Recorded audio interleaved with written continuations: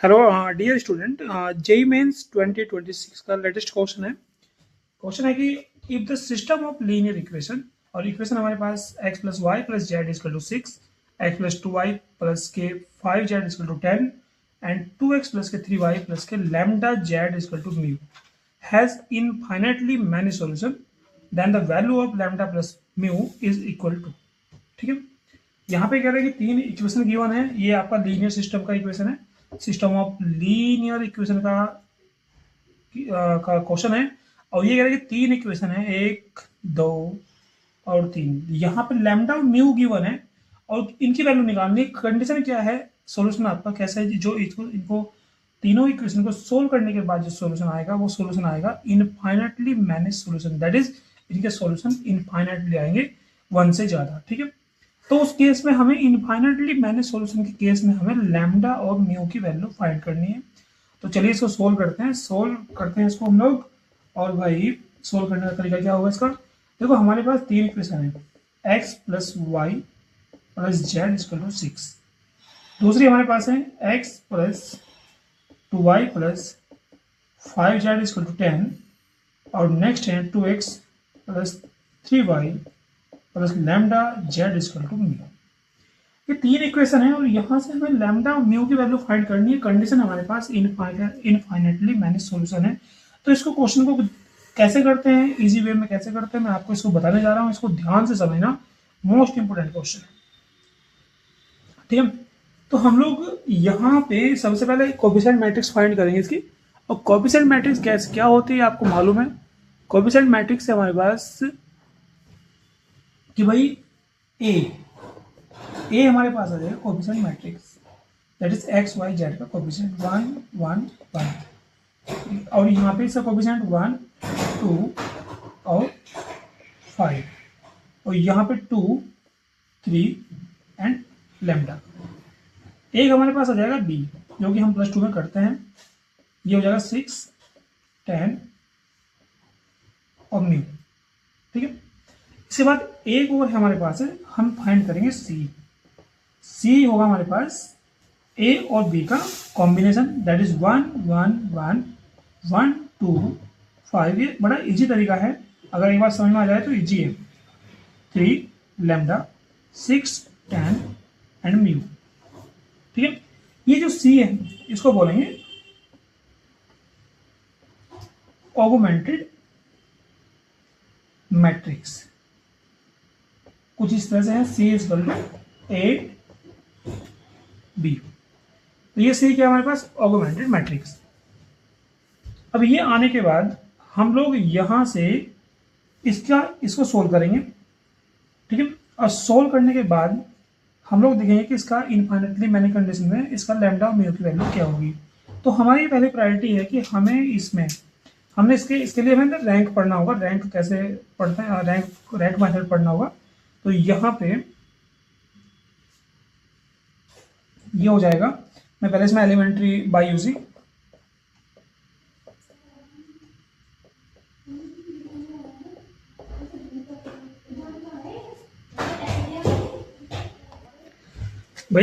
Elementary operation हम लोग यहाँ पे क्या काम करेंगे, जो इसकी रो है, इनकी रो के जो नॉन जीरो एलिमेंट है 2 3, इनको हम जीरो बनाएंगे। पहले हम इसको जीरो बनाएंगे और फिर इसको जीरो बनाएंगे। इसको जीरो बनाने की कोशिश करेंगे, इसमें ज़्यादा से ज़्यादा एलिमेंट्स को जीरो बनाएं। तो हम लोग क्या काम करेंगे, यहाँ पे आपको मैं नया मेथड बताने जा रहा हूँ ये। ठीक है, तो यहाँ पे हम लोग, अगर मैं बात करूँ 2 की बात करूँ, तो 2 में क्या करना होगा मुझे, R2 tense to R2 minus 2 R1। और भाई R2, ठीक है, और भाई ऐसा कर लेते हैं, 2 नहीं, ऐसा करो इसमें से R2 में से sorry R3 tends to R3 minus R2 minus R1, और साथ में R2 में से माइनस कर दीजिएगा R2 माइनस के R1। तो ये मेरे पास बनेगा, C मेरे पास बन जाएगा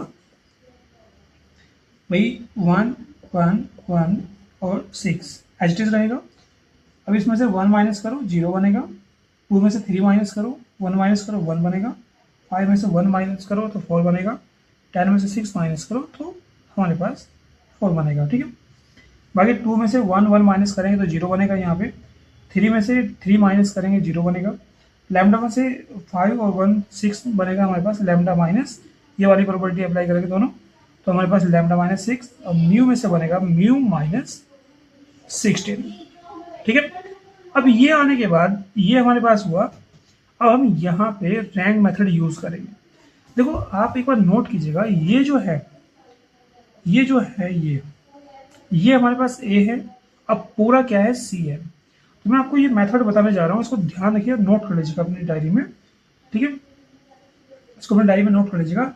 एक रैंक मेथड होता है एलिमेंट्री इक्वेशन को सोल्व करने का। ठीक है, तो एलिमेंट्री इक्वेशन को सोल्व करने के लिए जो मेथड होगा हमारे पास, अब यहाँ पे मेथड ये होता है कि हम पहले तो मतलब रैंक क्या होती है, रैंक होती है कि नंबर ऑफ नॉन जीरो रो।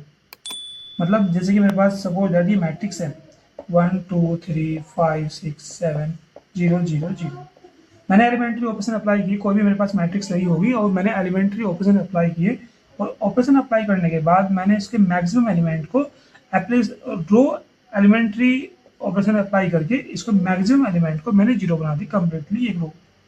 तो यहाँ पे जो नॉन जीरो रो है, number of non zero row, number of non zero row जो है वो इसकी कहलाएगी रैंक।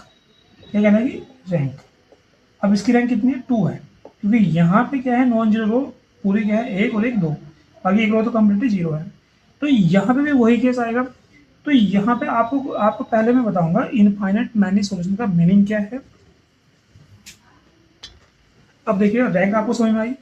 अब ये आप मेरे चैनल पे जाके प्ले लिस्ट में जाके रैंक पढ़ भी सकते हैं कि रैंक क्या होती है, मैंने वहाँ पे भी अपलोड किया हुआ है।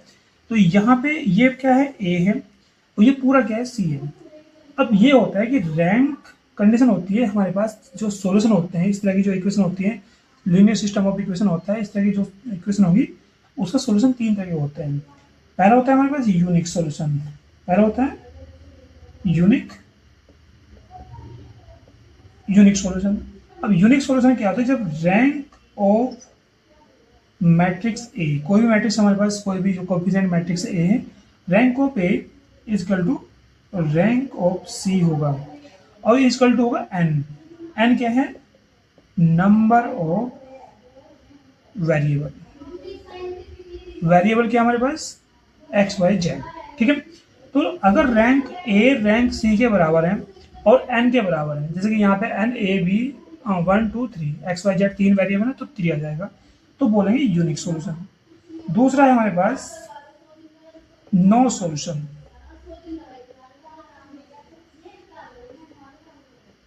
नो सॉल्यूशन, तो नो सॉल्यूशन में क्या होता है कि rank of A is not equal to rank of C. जब दोनों की रैंक बराबर नहीं होगी दैट इज नो सॉल्यूशन। इनका जो ये हमारे पास सिस्टम ऑफ लीनियर इक्वेशन है इसका सॉल्यूशन एग्जिस्ट नहीं करेगा। और तीसरा हमारे पास इंपॉर्टेंट है थर्ड, जो कि हम जिसमें बात कर रहे हैं इनफाइनाइटली मैनी सॉल्यूशन, यानी कि इनफाइनाइटली मैनी सॉल्यूशन।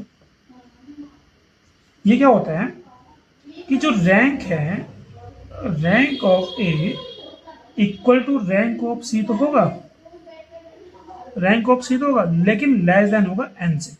अब एन क्या हमारे पास? Number of unknown. जैसे कि यहाँ पे अगर बात करें, यहाँ पे हमारे पास 3 है, यहाँ पे नंबर ऑफ सॉल्यूशन हमारे पास, नंबर ऑफ वेरिएबल 3 है।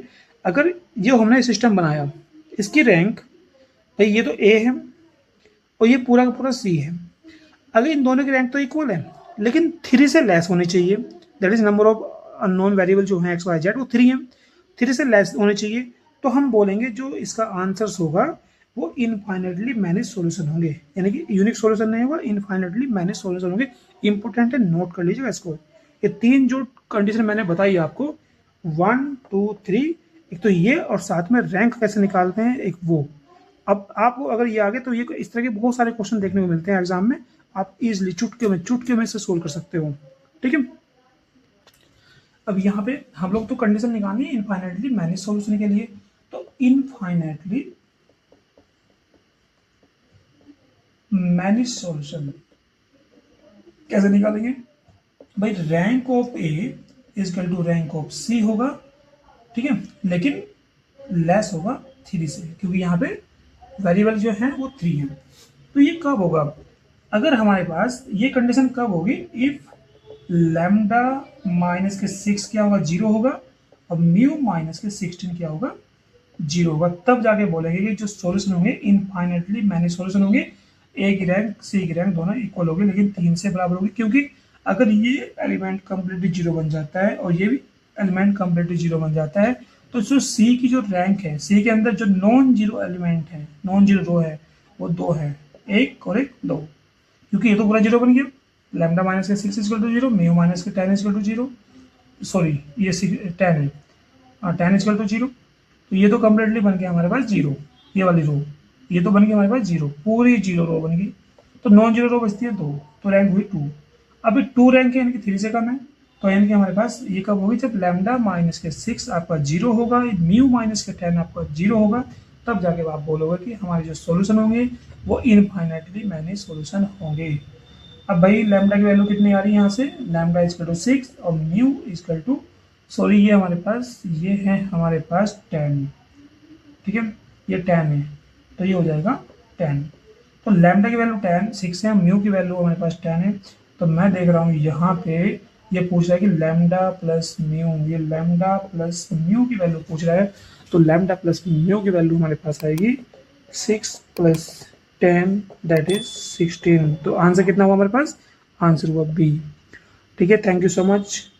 आप लोगों से एक रिक्वेस्ट है कि अगर आप लोगों को मेरे ये PYQ जो सीरीज मैंने चला रखी है, अगर आपको ये अच्छा लग रहा है, आपको बेनिफिट मिल रहा है, तो आप लोगों से एक रिक्वेस्ट है कि आप मेरे चैनल को सब्सक्राइब करें, लाइक करें, ताकि मुझे भी मोटिवेशन मिले कि मैं आगे और भी अच्छे लेवल के क्वेश्चन सॉल्यूशन PYQ बनाऊं। ठीक है, थैंक यू सो मच।